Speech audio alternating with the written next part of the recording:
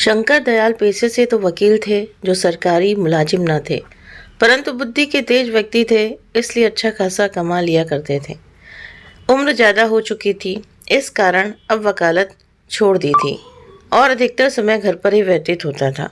खाली वक्त में अखबार पढ़ना और जब कभी उससे भी मन की हताशा दूर ना हो तो अपने बड़े बेटे मोहन को बुरा भला कहना, यही थी शंकर दयाल की दिनचर्या।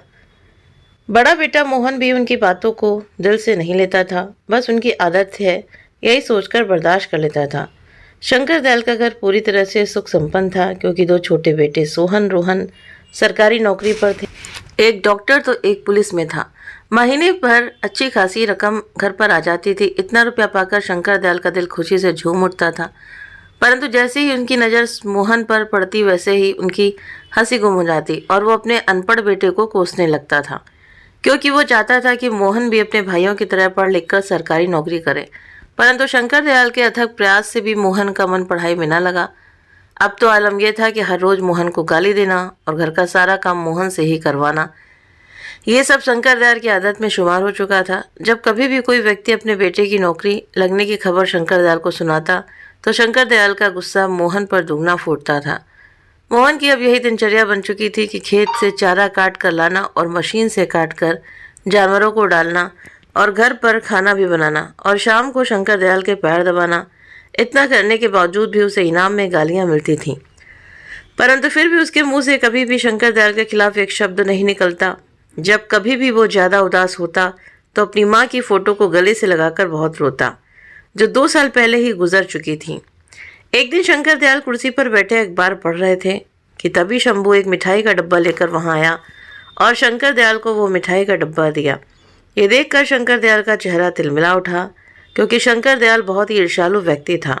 किसी और की खुशी उसे बर्दाश्त नहीं होती थी, इसलिए कोई भी व्यक्ति उसे अपनी खुशियों में शामिल नहीं करता था। शंकर दयाल ने भवें चढ़ाकर कहा, क्या बात है शंभू, आज तो बहुत मिठाई बांट रहा है, आखिर इस खुशी का कारण क्या है? क्या कोई लॉटरी लग गई है? शंभू ने कहा, बात यह है कि भैया, आज मेरे बेटे की पुलिस में नौकरी लग गई है। शंकर दयाल ने शंभू को अचरज भरी निगाहों से देखते हुए पूछा, क्या कह रहे हो, तुम्हारे बेटे की नौकरी लग गई है? वही बेटा जो 12वीं में लुढ़कते लुढ़कते बचा, वो आज पुलिस वाला बन गया है। अरे हमें तो विश्वास ही नहीं होता है कि उसकी भी नौकरी लग सकती है। शंभू ने नर्म भाव से कहा, हाँ भैया, उसकी ही नौकरी लग गई है, बस अब ऊपर वाले की कृपा है। आज मेरा बेटा पुलिस वाला बन गया है, इसी खुशी में आज हम लड्डू बांट रहे हैं। तब तक मोहन भी वहां आ चुका था। शंभू ने मोहन को देखकर डब्बे में से एक लड्डू निकालकर मोहन को देते हुए कहा, बेटा, आज बड़ी खुशी की बात है, तुम्हारा दोस्त रवि आज पुलिस वाला बन गया है। ये सुनकर मोहन खुशी से झूम उठा और खुश होकर शंभू से पूछा, क्या काका, सच में मेरा दोस्त पुलिस वाला बन गया है? तभी शंकर दयाल ने मोहन को घूर कर देखा तो मोहन घबरा कर एक कोने में खड़ा हो गया। शंकर दयाल ने आंखें गुरेज कर मोहन की तरफ देखते हुए कहा, देख ले, एक वो है जो पुलिस में लग गया और एक तू जो भैंसे चराता है। अरे कितनी बार तुझको समझाया कि पढ़ ले, तूने मेरी बात हरगिज न मानी। अरे तू तो बस इस धरती के लिए बोझ है, इससे ज़्यादा और कुछ नहीं समझा। शंभू को ये देखकर मोहन पर तरस आ गया। उसने नरम स्वर में शंकर दयाल से कहा, अरे भैया, क्यों बुरा भला कह रहे हो मोहन को? अरे उसका मन पढ़ाई में नहीं लगा तो नहीं लगा, इस तरह आप इसे बुरा भला क्यों कहते रहते हो? आप अगर मेरी मानो तो आप ना मोहन की शादी करा दो। घर में बहू आएगी तो आपका भी ख्याल रखेगी और मोहन का भी ख्याल रखेगी। शंकर दयाल ने मोहन की तरफ देखा और फिर शंभू से कहा, अरे इसे भाग्य से कौन ब्याहेगा? अपनी बेटी, इससे शादी करने से पहले वो अपनी बेटी को जहर न दे दे। शंभू ने प्रत्युत्तर में कहा, अरे क्यों नहीं, हमारे साले की बिटिया है रज्जो, आप अगर राजी हो जाओ तो रिश्ते की बात चलाएं। शंकर दयाल ने शंभू की बात को नकारते हुए कहा, नहीं नहीं, वो तो बिल्कुल अनपढ़ है और मैं इसी एक अनपढ़ को बड़ी मुश्किल से बर्दाश्त कर पा रहा हूँ, उसे कैसे कर पाऊंगा? शंभू ने जवाब दिया, अरे आप भी कमाल करते हो, अब मोहन जितना पढ़ा लिखा है उतनी ही पढ़ी लिखी बिटिया मिलेगी। मेरी मानो तो फिर एक बात सोच लो, बिटिया बहुत कमेरी है, घर का सारा काम अकेले ही कर लिया करेगी। शंकर दयाल ने कहा, अरे ऐसे तो इसका ब्याह कब का हो चुका होता। अरे हम अपने घर में अनपढ़ लोगों को तो बिल्कुल भी बर्दाश्त नहीं कर पाएंगे। और तुम इसकी चिंता छोड़ो, ये है तो धरती का बोझ, पड़ा पड़ा खाता रहता। कभी कभी तो हमें लगता है काश ये हुआ ही ना होता, तो मेरे दिल को बड़ी तसल्ली मिल जाती। शंभू ने शंकर दयाल को समझाते हुए कहा, ऐसे मत बोलो, लड़का सयाना हो चुका है, कहीं आपकी बातों में आकर कुछ उल्टा सीधा कर लिया तो? शंकर ने जवाब दिया, अरे कर ले जाके, तो क्या फर्क पड़ेगा हम पर? अरे हमारे तो दो दो पट्टे कमा रहे हैं। अरे कल मरे तो आज मर जाए, कम से कम धरती का बोझ तो कम होगा। शंकर दयाल की एक एक बात मोहन को अंदर तक तोड़ रही थी। आज उसकी हिम्मत जवाब दे चुकी थी। आज उसने अपने जीवन को खत्म करने का अंतिम निर्णय ले लिया था। आज उसने एक बड़ी सी रस्सी ले ली और चारा लेने के बहाने से घर से निकल गया और खेत पर खड़े नीम के पेड़ पर उसने रस्सी से लटक कर अपना जीवन समाप्त कर लिया। जब रात अधिक हो गई और मोहन घर वापस नहीं लौटा तो शंकर दयाल ने आज पड़ोस में पता किया। पता करने पर पता चला कि वो खेत से चारा लेकर वापस ही नहीं आया था। अब शंकर दयाल खेत पर गए। वहां पर नीम के पेड़ की तरफ देखकर सन्न रह गए, क्योंकि नीम के पेड़ पर मोहन का शरीर लटका हुआ था। उसने अपना जीवन समाप्त कर लिया था।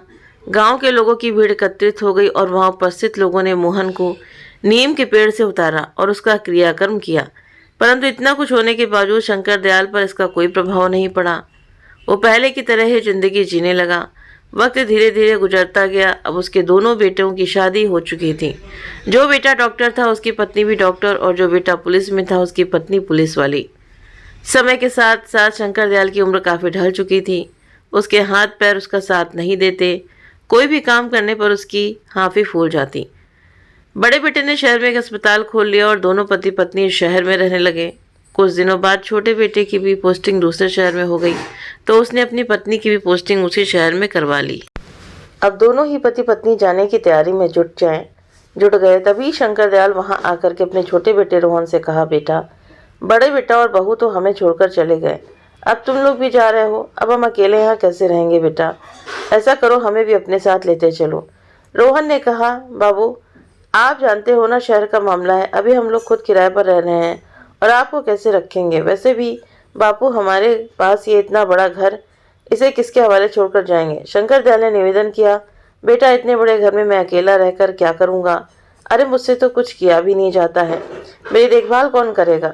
रोहन ने शंकर दयाल को समझाते हुए कहा, बाबू आप चिंता मत करो, मैं इस घर को बेचकर शहर में एक नया घर ले रहे हैं। बस वो यहाँ से घर बेचेंगे और वहाँ नया घर खरीद लेंगे। हाँ बाबू, ये 2-4 दिन में सेठ इस घर को खरीदने आएगा। आप घर के कागजात पर साइन कर देना और सेठ से 3 लाख रुपए भी ले लेना और शहर चले आना। और जब शहर पहुंच जाओ तो ये रहा मेरा नंबर, हमें कॉल कर देना, मैं तुम्हें लेने आ जाऊंगा।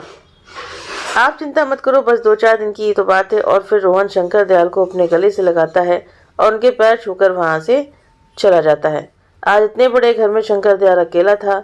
जब उसे भूख लगी तो उसने रोटी बनाने के लिए आटा गूंथा। बूढ़े हाथों में इतनी जान कहाँ थी जो आटा भी सही से गूंथा जाए। आज उसे अपने बड़े बेटे मोहन की याद आ रही थी। यादों का सैलाब जब ज्यादा हो गया तो उसे अपनी आंखों के सामने मोहन का अक्ष नजर आने लगा। और मोहन का आटा गूंथना और रोटी बनाना, एक एक करके सभी दृश्य उसकी आंखों में तैरने लगे। उसकी बूढ़ी आंखों में आज आंसू छलक उठे और मन में सिर्फ एक ही आवाज़ निकल रही थी कि काश आज मेरा अनपढ़ ही होता तो उसकी शादी होती और एक अनपढ़ बहू इस घर में आती। कम से कम वो अपने घर में तो रहती और खाना बनाती। मोहन मेरा घर का सारा काम करता और मैं पहले की तरह ही कुर्सी डालकर बैठे अखबार पढ़ता। परंतु अब सपनों को देखने से होने वाला क्या है? जो कुछ उसने किया आज वो उसके सामने था। 2-4 दिन यूं ही गुजर गए और वो दिन भी आ गया जिस दिन सेठ ने रुपए देने के लिए कहा था। सेठ ने घर के कागज पर साइन करा लिया और शंकर दयाल को 3 लाख रुपए के लिए दे दिए।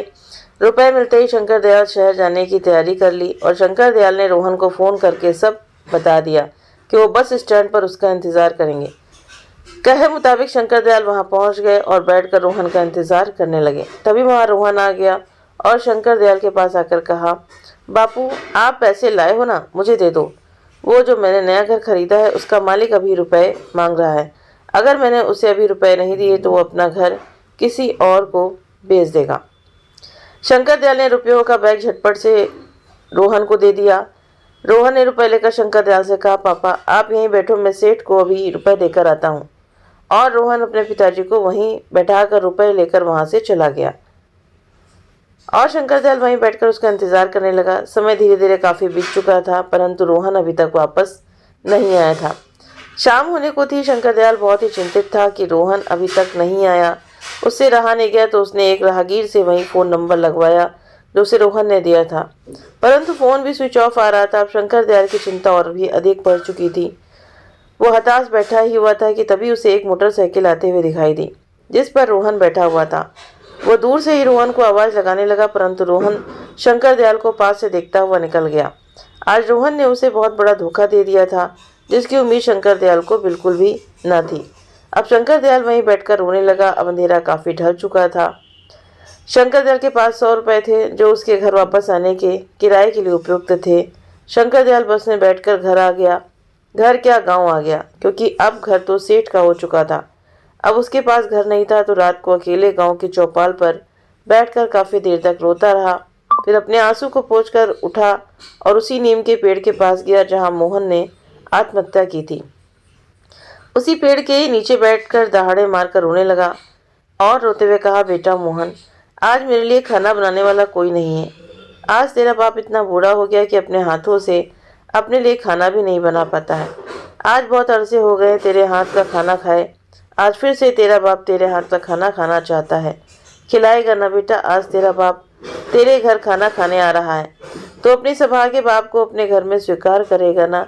कहीं अपने भाइयों की तरह मुझे निकाल मत देना। इतना कहते कहते वो फूट फूट कर रोने लगा और अंत में उसी नीम के पेड़ पर रस्सी डालकर अपनी जीवन लीला समाप्त कर ली और वो अंतिम धाम को चला गया। तो दोस्तों, इस कहानी से हमें ये सीख मिलती है कि बच्चों को शिक्षा देने के साथ साथ संस्कार जरूर दें, क्योंकि आज कहीं ना कहीं हमारे संस्कारों में कमी आ गई है। इसीलिए ऐसी घटनाएं हो रही हैं।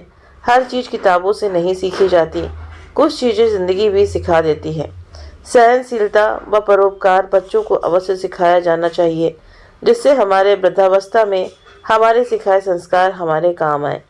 जिन बच्चों को इनके बजाय स्वार्थ सिखाया जाता है, वे आगे चलकर अपने माँ बाप के प्रति भी उदासीन होकर स्वार्थी हो जाते हैं। हर चीज़ किताबों से नहीं सीखी जाती, कुछ चीज़ें ज़िंदगी भी सिखा देती है। तो उम्मीद करते हैं कि आप सभी को ये कहानी ज़रूर पसंद आई होगी और कुछ सीखने को भी मिला होगा।